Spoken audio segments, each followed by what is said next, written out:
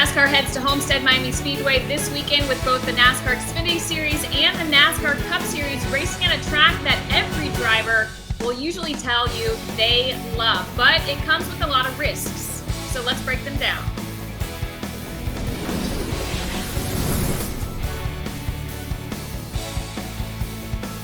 Welcome to NASCAR America. I'm Kim Coon, joined by NBC reporter and Xfinity Series driver Parker Kligerman. We thought, what better way to preview the weekend than to get your thoughts before you hit the racetrack. So Miami Homestead is a 1.5 mile track, and we go to a lot of intermediate tracks throughout the course of the year. What makes Miami so different than the other 1.5 miles we visit?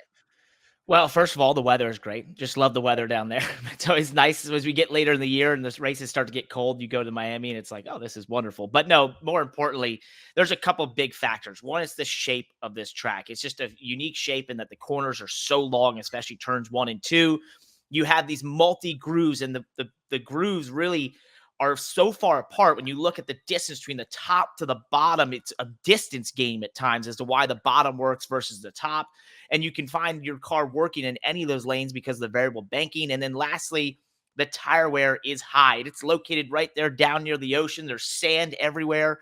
And so the tire wear at this racetrack is immensely high. You will fall off 3-4 seconds in a run from your fastest lap to the end of the run when you're running some of the slowest laps. So that grip and the lack of it, and as it goes away so quickly, makes it a place that you just have to adjust to constantly, and therefore it just finds itself being a very unique situation for drivers to tackle. And that's why we love it, though, because it is just so different.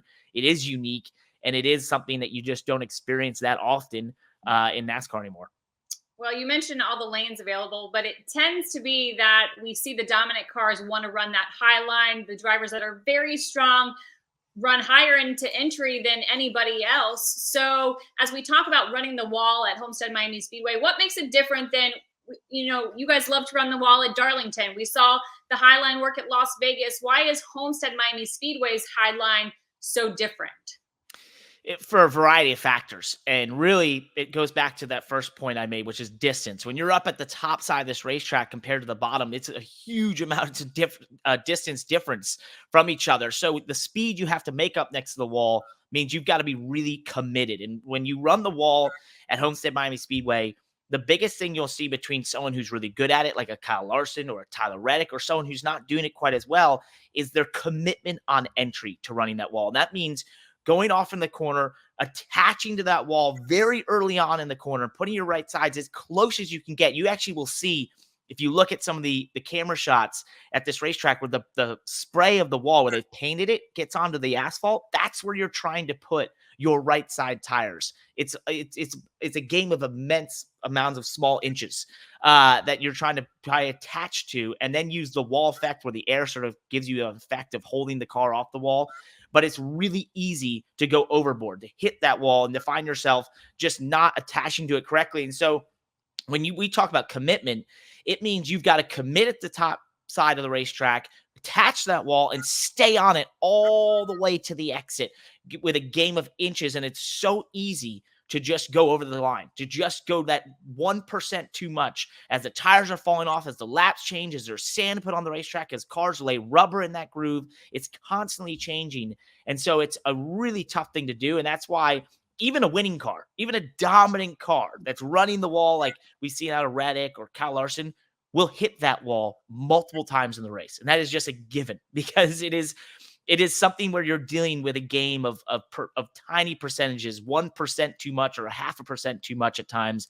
And no difference from you in the race car and what you did on the entry, and you're hitting that wall. So it's incredibly tough, but it's what makes it rewarding. And I will tell you, I love it. It's one of my favorite things to do in all of NASCAR. The sound changes. It feels like you found super grip up there when it's working. And it's even kind of fun sometimes to hit the wall and get away with it. That seafoam green stripe, the Miami stripe, it almost is becoming as prevalent as a Darlington stripe, it seems like. It kind of is, I guess. I don't I think, Darlington, funny enough, has become a place where you can get away with not running the wall a lot of times. And it's just sort of shifted in the way you run that racetrack. But this place, you often find yourself just having to use that wall because it's the only place that you can get the grip to make the lap time. What about through the course of a run? Because you mentioned tire fall off. We know tire management is a huge thing. So through the course of the run, what does that look like in terms of what you have to do as a driver? And then maybe having maneuverability in the car and having to find different lanes. Can you run the high line as the tires continue to wear? So it's a great question. And that's what every driver will ask themselves. Everyone has their own approach to this place. Personally, for myself, I find running 5 to 10 laps on that very bottom lane, right on the white line, allows me to sort of take care of the rear tires and then move up to the wall. Some drivers find themselves running that very bottom line late in the run. It sometimes feels like you have a choice, which is run on the wall or run right on that white line. And because of the distance difference between the two, but it's all about managing those tires. And really, the bottom, you have more leeway for a mistake, for putting too much speed on the entry of the corner. You just slide up a little bit. You miss sort of getting attached to that white line. But when you're up top, as I talked about, and the tires are falling off and rubber being laid down and that sort of thing, there's a lot of changes happening in the racetrack. You have to almost instinctively make a choice that you just realize there's not as much grip going into turns 3 and 4 as there was the last lap. And you just have to understand that, and you have to know it and feel it and perceive it before you even are experiencing it. So it's just a real guessing game at times as to what the grip level is going to be. And then it leads to, as you treat those tires throughout a run and they fall off 4 seconds or so, and then your crew chief comes on the radio and says, all right, we're pitting next lap. Well, getting on pit road can be incredibly tough because when you have 4 seconds less grip, let me tell you, these cars don't stop well. None of them do. And so it becomes a really tough thing to get slowed down, and you get the difference in speed where you go from running the top and it feels like you're carrying an immense amount of speed to, if you run the bottom, it feels like you're having to stop. And then going on the pit road, it feels like you're going 1 mile an hour. So it is, it's a really tough, I guess, game on your senses in that sense. And it really pushes you as a driver to just perceive and understand what's changing and how many variables are changing before you ever even experience them. Last year, we saw the sun actually cause problems for some drivers. Martin Truex Jr. ended up making contact with Kyle Larson on pit road because he could not see his pit stall sign. So how does the sun affect both the racetrack conditions and then visibility for the drivers?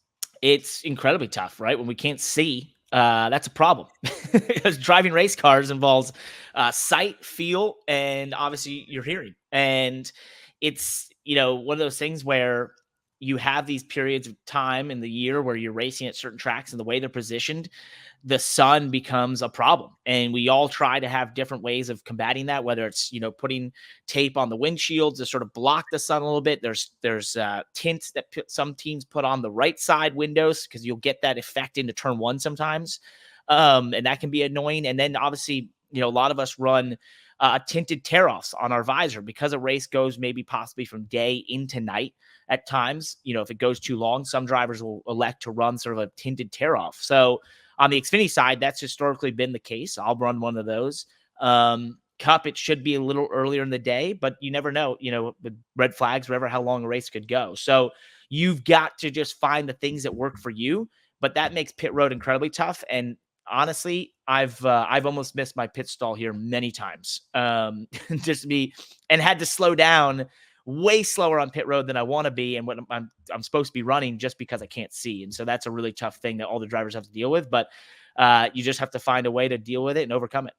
Thank you for watching NASCAR America Motormouths, presented by Toyota. Hi, I'm Parker Kligerman. For more access like this from pit road, be sure to click and subscribe to the Motorsports on NBC YouTube channel.